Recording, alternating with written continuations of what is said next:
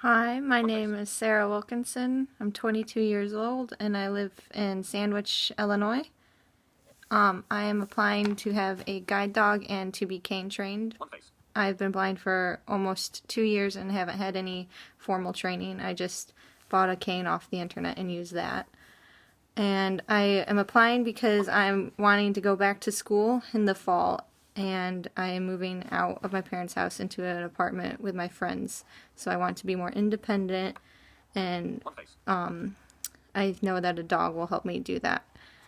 And thanks. Okay.